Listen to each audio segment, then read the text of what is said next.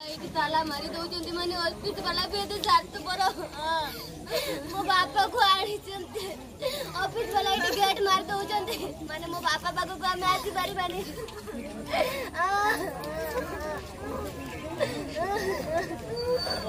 ତାଲା ମାରିକି ଲୁଚି ଯାଉଛନ୍ତି ପୁଣି ଅଫିସ ବାଲା ଏଇ ଚପଲ ପାଇଲି ବୋଲି ବାପାଙ୍କର ଖୋଜିଲେ ଯାଇକି ମାନେ ଅଫିସ ବାଲା ହାତରେ ହାତ ଦେଇକି ଠିଆ ହେଇଛନ୍ତି।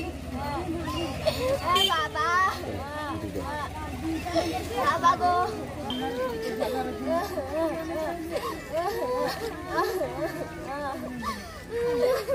ବାଲେଶ୍ୱର ସହରରେ ପ୍ରବଳ ବର୍ଷାରେ ଟାଟା ପାୱାରର ପାଚେରୀ ଭୁଶୁଡ଼ି ଜଣେ ମୃତ, 7 ଲକ୍ଷ ଟଙ୍କାର କ୍ଷତିପୂରଣ ଚାକିରି ଘୋଷଣା ପରେ ଉତ୍ତେଜନା ଥମିଲା। ପାଣିପାଗ ବିଭାଗର ଅନୁମାନ ଅନୁସାରେ ଗୁରୁବାର ସକାଳେ ବାଲେଶ୍ୱର ସହର ତଥା ଆଖପାଖ ଅଞ୍ଚଳରେ ଘଣ୍ଟାଏ ଧରି ବର୍ଷିଲା ପ୍ରବଳ ବର୍ଷା।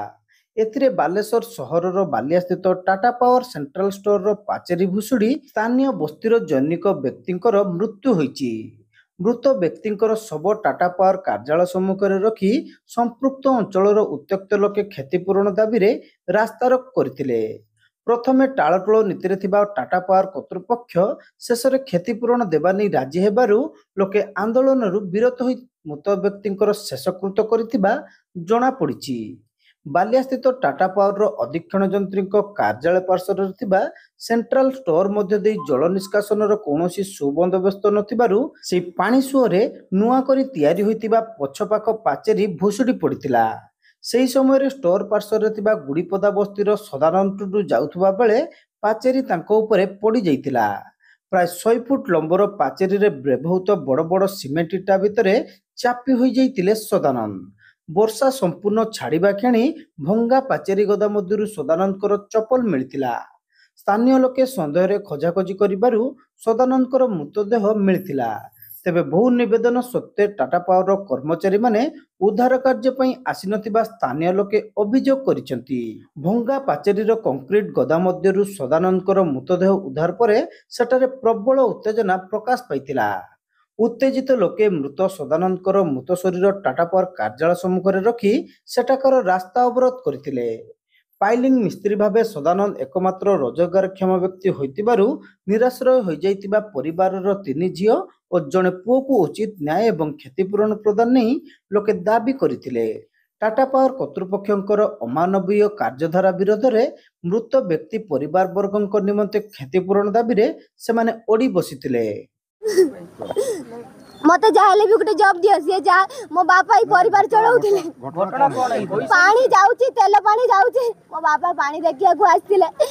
तेल पानी देखिया को आस्थिले पाचरी गडी गला पाचरी गडी जाइछ एई ऑफिस लोक सब हाथ रे हाथ पकई कि समस्त अनै छन्ति के कुजा कुजी माने कि जाई के टिके देखु नांती मो एई जूता भाईबारु जाई के लोक कुजु छन्ति नने कुजी भी कुजु नांती ऑफिस लोक तेबर भी भिळु नांती हम गा लोक कुजिले ऑफिस लोक हाथ रे हाथ पकई वर्तमान कोन कहउछ कोन दरकार मते किछु न्याय दियो।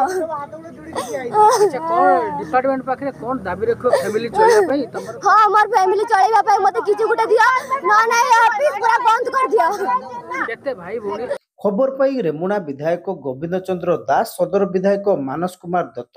बालेश्वर पौराध्यक्ष सविता साहू प्रमुख पहुंची उत्तेजित लोकंकु बुझासुझा करथिले। दुई विधायक मृत सदानंद परिवार पई न्यायर आश्वासना देई टाटा पावर अधीक्षण जंत्री को घटनास्थल को डकाइथिले।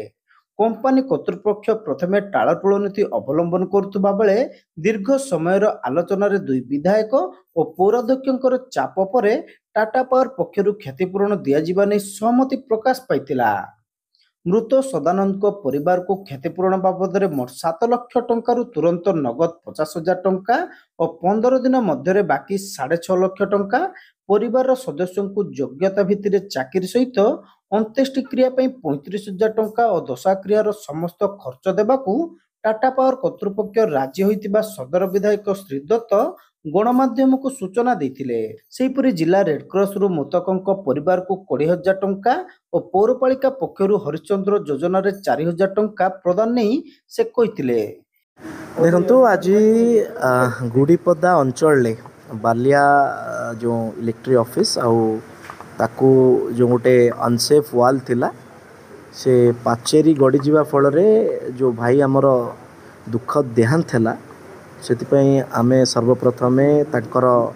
आत्मार सद्गति प्रार्थना करुचे दुख प्रकाश करुचे प्रभु एभली घटना बालेश्वर न घटातु बोली आमे प्रभु पाखरे प्रार्थना करुचे एबे जेहेतु तांको परिवार अत्यंत असहाय परिवार तांकर 4 झियो एवं सी जड़े व्यक्ति थिले जे व्यक्ति रोजगारिया थिले ता परिवार तो ग्रामांचल जो आखपाख लोकंकर आमर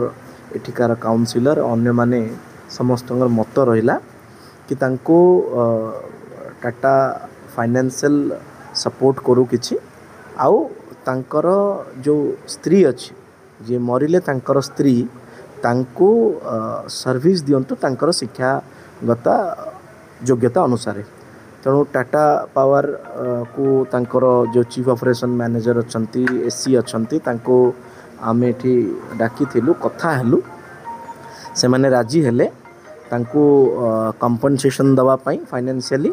आउ तांकर परिवार रे जो माने जी मरीचंती तांको स्त्री को सही स्टोर रे तांकर शिक्षागत योग्यता अनुसार मासे भितरे जॉब प्लेसमेंट दिया जिवो बोली स्थिर हला एबे 7 लाख टंका कंपनसेशन दिया जाइछि टाटा पावर राजी हिछि लिखित मध्य आईआईसी टाउन एवं आईआईसी सदेपुंडा को नहीं चंती आमे डिस्ट्रिक्ट एडमिनिस्ट्रेशन तरफ रु आमे कथा हिचु म्युनिसिपालिटी भी तांको तरफ रु चेयरमैन महोदय जेहेतु पूरा चेयरमैन महोदय थिले